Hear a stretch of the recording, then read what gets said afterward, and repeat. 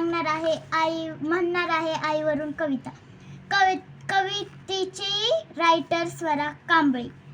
आई म्हणजे एक आपल्या जीवनाचा तुकडा. आई म्हणजे एक आपल्या जीवनाचा तुकडा. आई म्हणजे एका जगाचा सर्वात मोठा मुकडा. आई आणि मुलांचं नातं एका हळव्या स्पर्शासारखं असतं. आई आणि मुलांचं नातं एका हळव्या स्पर्शासारखं असतं. आणि आई म्हणजे मात्र मुलांच्या हृदयाचा ठोका असतो. दिनरात आई कष्ट करत असते, पण आपल्याला त्या कष्टाची जाणीव नसते.